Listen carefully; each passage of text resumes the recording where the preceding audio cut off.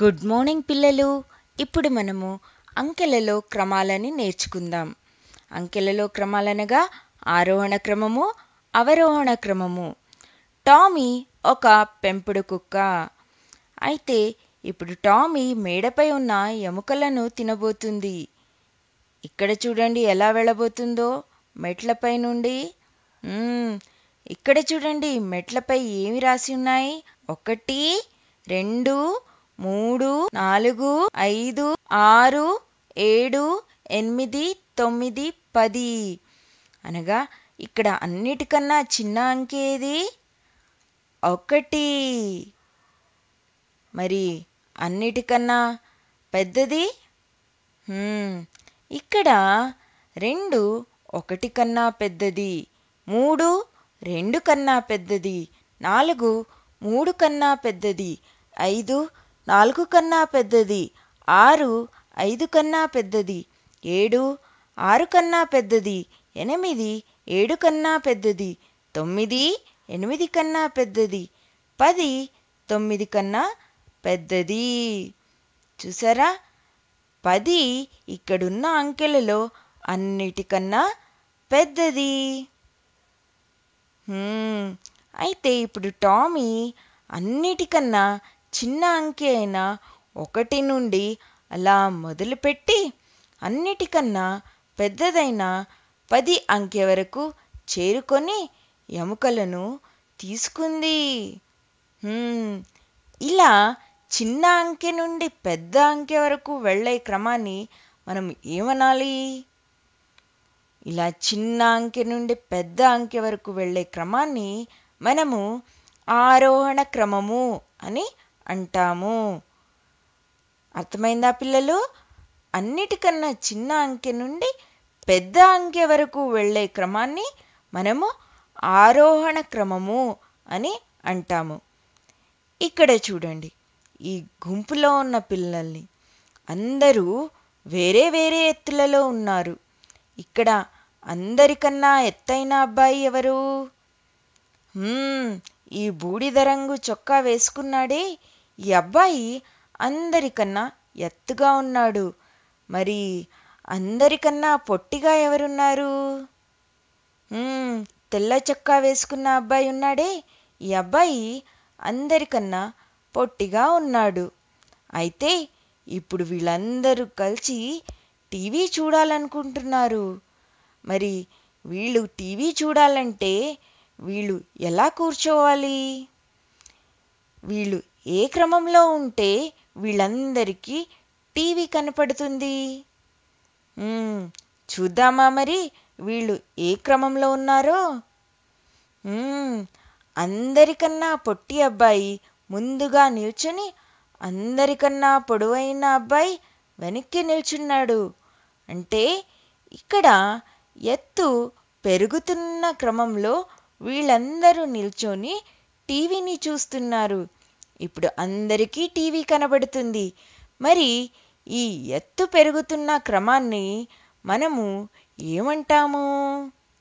ఈ పొట్టిగా ఉన్న అబ్బాయి నుండి పొడవుగా ఉండే అబ్బాయి వరకు ఉండే క్రమాన్ని మనము ఆరోహణ క్రమము అని అంటాము.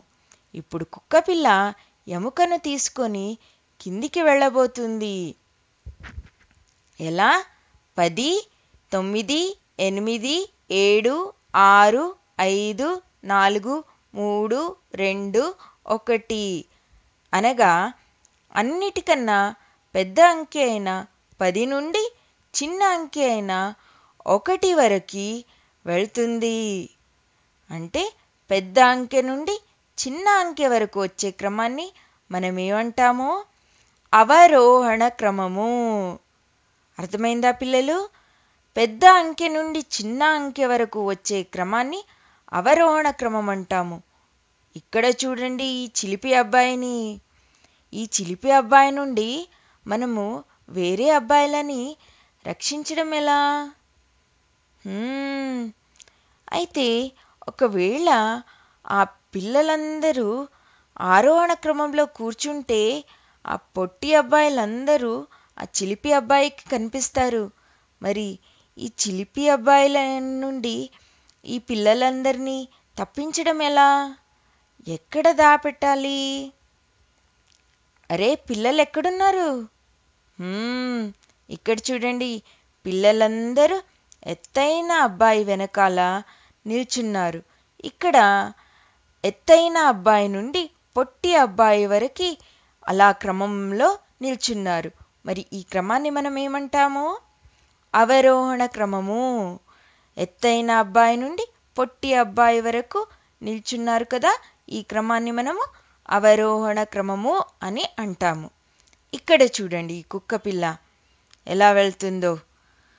2, 4, 6, 8, 10. ఈ కుక్క పిల్ల ఈ అంకెలున్న రాయిలపై నుండి దాటి వెళ్ళింది. ఇప్పుడు ఈ అంకెలన్నీ ఏ క్రమంలో ఉన్నాయి?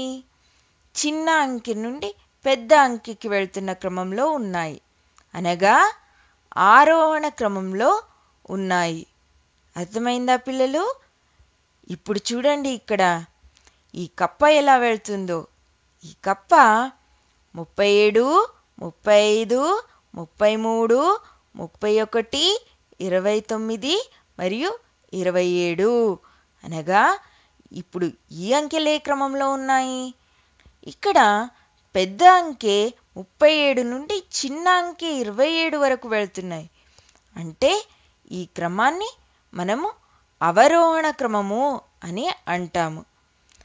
ఇప్పుడు అర్థమైందా? పెద్ద అంకె నుండి చిన్న అంకె వరకు వెళ్ళడాన్ని అవరోహణ క్రమం అంటాం. మరి ఇది ఏ క్రమమో చూద్దామా? ఇక్కడ చూడండి అంకెలని: 30, 31, 32, 33, 29, 35. ఇప్పుడు మీకు ఇది ఏ క్రమంలా కనిపిస్తుంది? ఇక్కడ అన్నిటికన్నా మొదటి అంకె అనగా 30. చూసారా, మొదటి అంకె 30, చివరి అంకె ఏదుంది? 35, అనగా చిన్న అంకె నుండి పెద్ద అంకె వరకు వెళ్తుంది. అయితే ఇది ఆరోహణ క్రమమా? మరి 29? 29 33 కన్నా చిన్నది. మరి ఇది ఆరోహణ క్రమం అవుతుందా? కాదు, ఇది ఆరోహణ క్రమం అవ్వదు. మరి దీన్ని ఆరోహణ క్రమం చేయడం ఎలా?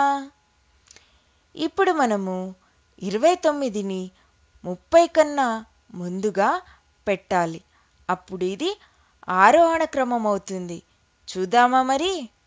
ఇక్కడ చూడండి, 29, 30, 31, 32, 33, 35. ఇప్పుడు ఈ అంకెలన్నీ ఆరోహణ క్రమంలో ఉన్నాయి.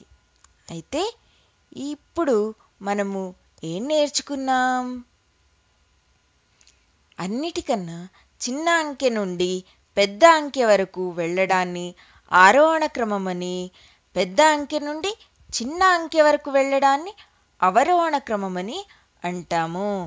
అర్థమైందా పిల్లలు? Bye bye.